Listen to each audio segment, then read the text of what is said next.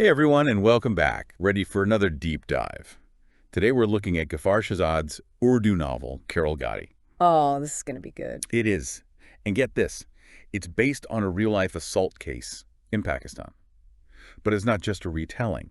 It's about how the media shapes our whole view of reality. Yeah, Shahzad really uses that incident to springboard into some deep stuff. Yeah. Like how media can twist things around, make things way more dramatic than they really are. Right. And it sounds like he doesn't hold back. Yeah. The article we're looking at even mentions how he calls media folks incident makers and camera junk.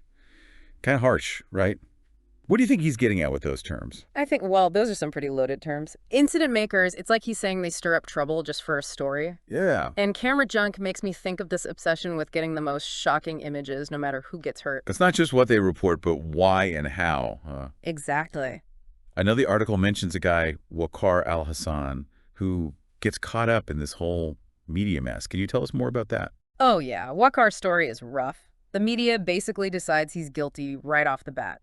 Rumors flying everywhere, even before any real investigation happens. It's that whole trial by media thing, isn't it? It is, and it shows just how much damage they can do just by talking, even if it turns out they were wrong. Wow. Really makes you think twice about everything you read, doesn't it? It does. Now, here's what I find fascinating. Shahzad throws a real curveball into this whole thing. He brings in Saadat Hasan Manto, the writer, to comment on everything that's happening. Not your typical way to talk about social issues, right? Definitely not. It's brilliant, actually. I mean, McConaughey was known for speaking his mind, so having him in the novel, it's like Shahzad's got this moral compass built right in. And the article mentioned that Manto takes the media to task for their obsession with spectacle, right? Like everything's a big show. Yeah, there's this scene where he goes off about how it's all scripted, those pre-prepared questions and stuff. Ugh, so fake. Total performance. Makes you wonder if anything's real anymore. Seriously. I mean, think about all those news shows and interviews. How much of that is actually genuine? Right. It's all about getting those sound bites, keeping people glued to the screen. Doesn't matter if it's the whole truth. It's unsettling, to say the least. But hold on. The article did say that Shahzad doesn't totally demonize the media. He acknowledges that they could do some good, too, especially when it comes to fighting corruption. True, true. I mean, sometimes you need someone watching those in power, making sure they're not getting away with stuff. So it's complicated, right? On one hand, media can manipulate and exploit, but on the other, they can hold people accountable. Exactly. It's like this weird balancing act. And Shahzad makes us think about that, to be more aware of how powerful the media really is. But there's this one part where he gets even deeper. He actually questions who gave them the authority to be the watchdogs in the first place. Like, are they really neutral? Or do they have their own agenda? Whoa, okay, that's deep. And think about where this is all happening, Pakistan. A place with a whole history of media control and censorship. It adds another layer to the whole discussion. Wow, yeah. It's like Shahzad is pushing us to question everything. If the media isn't always reliable, then how do we figure out what's really going on? What to believe? And that's a question we'll definitely keep digging into as we go deeper into Karol Ghati. I can't wait. We'll look closer at how Shahzad shows us media manipulation, the damage it does, and of course, more on how he uses Manto to comment on all of it. It gets pretty intense. It always does. Manto tackles corruption, social inequality, all the ways power can be used to keep people quiet. So Karol Ghati isn't just about the media, is it? It's about how all that connects to bigger problems in society. You got it. And by bringing Manto's voice into it, Shahzad makes that connection so clear. It's like he's saying, this isn't new. These problems have been around forever. And it's all tied to who has power. Right. Right. And speaking of how he puts it all together, the way he writes Karol Ghati, the structure, it's all part of making this point. Oh, tell me more about that. Well, he uses all these contrasting voices. You got the media's version, super dramatic and all. Then you have the characters trapped in the middle of it, dealing with their own struggles. And then there's Manto, looking at it all from the outside, giving his take. Exactly. It's like we're getting multiple truths, or at least different ways to see the same truth. It forces you to decide what you believe. He's not giving us easy answers, is he? Nope. He wants us to work for it, to be active, not just passively swallowing whatever the media feeds us. I love that. He's basically saying, think for yourselves. Yes. And using a novel instead of just, a straightforward essay or something, it pulls you in deeper. You live it with the characters. You feel what they feel, right? Exactly. You're not just reading about it, you're experiencing it. And that's the beauty of literature. It makes you think differently, see the world in a whole new way. And in this case, it's making us think critically about the media, which, let's be honest, we all need to do more of, right? Yeah. Especially now. No doubt. Speaking of which, remember how we talked about Waqar al-Hassan, the guy the media labeled guilty right away? Yeah, I'm really curious to hear more about how his story plays out. Well, Shahzad really uses Waqar to show just how bad this media trial can be. Waqar is basically treated like a criminal before he's even had a chance to defend himself. And we see how it destroys him piece by piece. It's not just about spreading lies, it's about the real-life damage those lies can cause. Exactly. Waqar becomes the symbol of how easily the media can ruin someone's life, all because they're so quick to judge. Man, that's powerful. And kind of scary too, right? Yeah, definitely. It's a reminder that there are real people behind every story, and that we can't forget that. It's a call for empathy, for being more careful with how we consume and share information. Absolutely. And that call for empathy extends beyond just individuals. Remember how Shahzad weaves in those themes of corruption and social inequality. He shows how those problems are kept alive by the systems, by how things are set up. So it's like he's saying the media has a responsibility to shine a light on those problems, to give a voice to the people being heard by them. Precisely. And that's where his critique goes even deeper. He's not just pointing fingers at individual journalists or news channels. He's talking about the whole structure that allows this to happen. So it's bigger than just the media itself. It's about the whole system. Exactly. And to really drive that home, he uses Manto. Manto embodies the ideal, a media that's a force for good, not just for profit or sensationalism. More Mantos, that's what we need. Right. Someone who isn't afraid to call out the powerful, who stands up for what's right. And by putting him side by side with the media of today, Shahzad makes a strong statement. It's like he's saying, look, this is what you could be. This is what you should be. It's a powerful message, especially now when it feels like trust in the media is at an all-time low. No doubt. And that brings us to a question I'm sure our listener is thinking too. If the media can't be trusted, how do we navigate all this information? How do we form our own opinions? That's what we'll explore further as we dive deeper into Shahzad's critique. Can't wait to unpack it all. We'll look at specific ways he shows us media manipulation in action. And, of course, more on how Manto fits into all of this. It's going to get even more thought-provoking. Trust me. Oh, I believe it. This is already blowing my mind. And it gets better. Shahzad uses Manto to talk about corruption, social inequality, all the ways power can be used to keep people quiet. It gets pretty intense. Wow. It's sounding less like a media critique and more like a full-on social commentary. It's both. And by weaving in Manto's voice, Shahzad adds a whole other layer of depth. It's like he's saying, these problems aren't new, this has been going on forever. And it all comes back to power, doesn't it? Yeah. Who has it, who abuses it? Exactly. And you know what's really cool? The way Shahzad actually writes the novel, the structure, it all plays into making this point. Okay, I'm intrigued. Tell me more about that. He uses these contrasting voices. You've got the media's version of events, super sensationalized, right? Right. And Then you have the characters caught in the middle of it all, dealing with their own struggles, their own internal stuff. Oh, I see. So it's like we're getting multiple layers of truth. Exactly. Or at least multiple ways of seeing the truth. It forces you to decide what you believe. He's not giving us the answers, is he? Nope. He wants us to work for it, to be active readers, not just passively swallowing whatever the media feeds us. Love that. He's basically saying, think for yourselves. Yes. And using a novel, instead of just, a straightforward essay or something, it pulls you in deeper. You're not just reading about the events, you're experiencing them. Yeah, you're right there with the characters. Exactly. And that's the power of literature. It makes you think differently, see the world in a whole new way. And in this case, it's making us think critically about the media, which, let's be honest, is something we all need to do more of, especially now. Absolutely. And speaking of which, remember Waqar, the guy the media labeled guilty before any real investigation? Oh, yeah. His story is heartbreaking. It is. Shahzad really uses Waqar to drive home the damage that this kind of media trial can do. I mean, he's stripped of his presumption of innocence before he even has a chance to defend himself. And we see the toll it takes on him, psychologically, socially. Wow. So it becomes less about the spread of misinformation and more about the human impact of that misinformation. Exactly. Waqar becomes the symbol of how individuals can get crushed by the media's rush to judgment. It's a powerful call for empathy, isn't it? Like a more human-centered approach to journalism.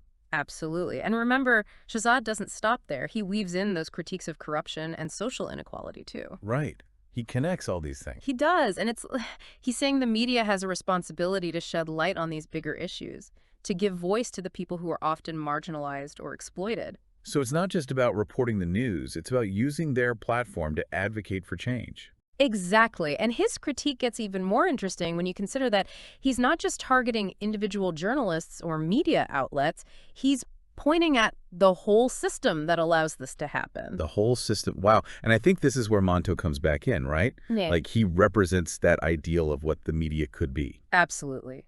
Manto embodies those values Shahzad seems to be pushing for. He's committed to the truth, even when it's uncomfortable, and he's not afraid to challenge those in power. He's like the journalist we all wish we had more of. Someone who holds a mirror up to society and isn't afraid to show us the ugly parts. Exactly. And by contrasting Manto with the often cynical and exploitative practices of the media today, Shahzad makes a really powerful statement. It's like he's saying, look, this is what you could be, this is what you should be. That's such a potent message, especially today when trust in the media is so low. You're right. It's a crucial point, and it leads to a question I'm sure many of our listeners are asking right now. If we can't rely on the media, how do we navigate this information landscape? How do we even begin to form our own opinions? That's the question, isn't it? And honestly, it's one we'll be wrestling with as we keep going with Karol Ghati. But for now, let's dive even deeper into what Shahzad's showing us about media manipulation. Yeah, let's do it. Give me the good stuff. Okay, well, remember that woman who was assaulted? The one the whole story revolves around. Oh, yeah, absolutely. Shahzad is really careful in how he portrays her. He doesn't shy away from the pain, the trauma, but he also doesn't turn it into a spectacle, you know? Right, right. It's not exploitative. Exactly. He focuses on her strength, how she fights back, how she tries to take back control of her own story. It's like he's saying this is a real person, Yeah. a human being who deserves respect. Yes. And that's so different from how the media usually treats victims, right? They turn them into headlines, use their pain for ratings. It's awful. Yeah, it's dehumanizing. Like they forget there's a real person behind the story. Completely. And I think Shahzad wants us to remember that. It's not just about the information, it's about the people involved. That responsibility, it goes beyond just journalists, too. Oh, interesting. So you're saying it applies to how we tell stories in general. Yeah, think about it. In our own lives, in our creative work, even just how we talk about other people, our words have power. They can lift people up or tear them down. We have to be mindful, don't we, about the impact our stories have. We do. Whether we realize it or not, we're all storytellers. And with that comes a responsibility to be truthful, to be empathetic, you know, to not use our stories to hurt others. Absolutely. Okay, so we've talked a lot about media, but let's zoom out for a second. Okay, where are we going? What about the role of art and literature, especially in this world that's so dominated by technology, by all the digital noise? Oh, that's a great point. I mean, Shahzad chose to write a novel, right? Not just a news article or an essay. I think that says something about the power of art to address these issues. Yeah, why go with fiction? Well, with fiction, you can explore things on a deeper level. You get those emotions, the complexity that you might not get from a straightforward factual account. Through the characters, the dialogue, it all comes alive in a different way. You get pulled in, right? Totally. And it makes the critique hit harder. Because you're not just thinking about it, you're feeling it. You're experiencing those consequences alongside the characters. Like Kiki's saying, this isn't just some abstract problem. It has real-world consequences for real people. Exactly. And that's what art can do, right? It can make us feel things, question things, see the world differently. It can change us. It can. And in this case, Shahzad's using art to hold up a mirror to society, to show us what we need to change, and even maybe inspire us to imagine something better. Art as a force for good, huh? I think so. So let's talk about that a little more, how art can bring people together, bridge those cultural gaps. I mean, think about it. Karol Ghati is written in Urdu, set in Pakistan. Right, very specific to that culture. But the themes, the emotions, they're universal. Love, loss, betrayal, searching for truth. These are things everyone can relate to. It reminds us that we're all human no matter where we come from. Exactly. And I think that's something Shahzad's celebrating here. By sharing a story so rooted in his own culture, he invites us to see that common humanity, to connect with these characters, even if their lives seem worlds away from our own. To step into their shoes, see the world through their eyes. Yes. And that's the beauty of art. It can break down those walls, build those connections, create empathy where there wasn't any before. Okay, so we've talked about voice, about speaking out. But what about silence? What about listening? Ooh, that's a great point. In a world full of noise, it's easy to forget how powerful silence can be. Especially with all the media we're bombarded with constantly. Exactly. But Shahzad, he doesn't let us forget. He actually uses moments of silence in the novel, creates these spaces for reflection. Really? How does that work in a story that's all about media frenzy? Well, it's like a contrast, you know? It slows things down, gives us a chance to breathe, to think. It makes us pay attention to what's not being said, to the characters' inner lives. It's like those quiet moments after a big storm. Everything's calm, and you can finally process what just happened. Exactly. And those moments often come at key points in the story. When a character is having a realization or when we need to understand their emotions on a deeper level. It's like sometimes the most important things are said without words. Absolutely. And I think that's a message we need to hear more than ever. In a world that's so loud, so fast-paced, we need to learn to listen to ourselves, to each other, to the quiet spaces in between. To really hear what's being said and what's not being said. Yes. Okay, so we've talked about the heavy stuff, the critique, media manipulation, all that. But Karol Ghati isn't all doom and gloom, you know? Oh, tell me there's hope in there. There is. Even though it deals with tough topics, there's this thread of hope running through it, this resilience of the human spirit. Oh, good. Give me some examples. Where do we see that? Well, take the woman who was assaulted. I mean, what she goes through is terrible. But she doesn't let it break her. She keeps fighting, keeps pushing for justice. She wants to heal, to reclaim her story. That's powerful. She refuses to be a victim. Exactly. And that strength, that refusal to give up, it's inspiring. It reminds us that even when things are dark, we can find a way to come back from it. We can overcome. We can. And that idea of hope, it's not just on the individual level either. It connects to the bigger picture, to how we change things as a society. So you're saying Shahzad's critique, it's not just about pointing out problems, it's also about pushing for solutions. Absolutely. He's calling for a better world. He's saying, we can do better than this. But that takes courage, you know? It takes a belief that change is possible, even when it feels impossible. It's active hope. Exactly. And that brings us to something that I think is really important to think about, how our actions, our choices connect us to the rest of the world. Okay, we're going global now. I like it. Right. So we've got this novel set in Pakistan dealing with very specific issues there. But those issues, they have echoes all over the world. Media manipulation, injustice, the fight for truth, that's happening everywhere. It is. And I think that's why Karol Ghati can resonate with people all over the globe, because at the end of the day, it's about our shared humanity. It's about those fundamental struggles we all face. No matter where we live, what language we speak, those core experiences connect us. They do. And I think Shahzad's novel, by being both specific and universal, it shows us that connection. It invites us to step outside our own little bubbles and see the world through someone else's eyes. It's a call for empathy, for understanding, for recognizing that we're all in this together. Beautifully said. And it brings us to another key question. If we want to create a more just world, a world where those universal struggles are lessened, how do we do it? What's our role in all of this? Okay, time for some action. What's Shahzad telling us to do? Well, for starters, I think he's challenging us to be more than just passive observers, to be critical of the information we're given, to question the narratives we're fed, to seek out multiple perspectives. Become media savvy, right? Don't just believe everything you read. Exactly.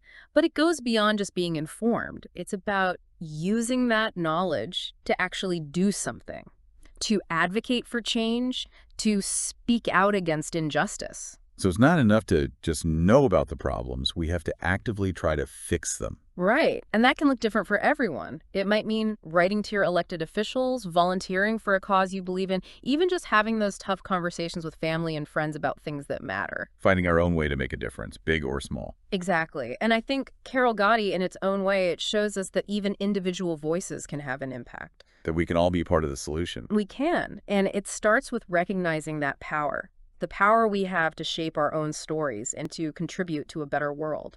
Okay, so we've covered a lot of ground here. Media manipulation, the power of art, the need for social change. Where do we go from here? What's a final takeaway? I think ultimately Karol Ghati is a story about the power of narratives. The stories we tell, the stories we believe, they shape our world. So it's about being conscious of those narratives, right? Yeah. About making sure they're truthful, that they reflect the kind of world we want to live in. Exactly. It's about recognizing that we all have a role to play in shaping those stories, and that even though the challenges are real, so is our power to create change. I love that. It's empowering. It is. And all this talk about stories, it brings up another interesting question. How does engaging with different narratives, whether through books, film, whatever, how does that help us grow as individuals? It really does. I mean, think about it. Shahzad could have just written an essay about media bias, but he chose fiction, a novel. Yeah, and I think we've seen how effective that is. Pulling the reader into the story, making it all so much more real. Yeah. Right. And it goes back to that honesty, that authenticity we were talking about. The most powerful stories come from real experiences, from digging into those complicated emotions, the messiness of life. Yeah, being real, even when it's hard. Exactly. And that's not to say we have to air all our dirty laundry for the world to see, but approaching storytelling with integrity, that's key. Being true to who you are, what you've lived. Exactly. And that kind of storytelling, it can be a bridge. It helps us understand each other, build empathy. Yeah, there's something about hearing someone's genuine story that just breaks down those walls. Absolutely. And I think Karol Ghati does that really well. By using a real event, something that actually happened, it makes it all the more immediate, the more relevant. Those characters become more than just names on a page, don't they? They do. They become reflections of ourselves, of our struggles, our hopes. And that's what makes Shahzad's critique so powerful, because it hits close to home. It's a reminder that behind every headline, every sensationalized story, there are real people whose lives are being affected. Exactly. And that's something we should never forget. Stories have the power to change us, to make us think, to make us feel.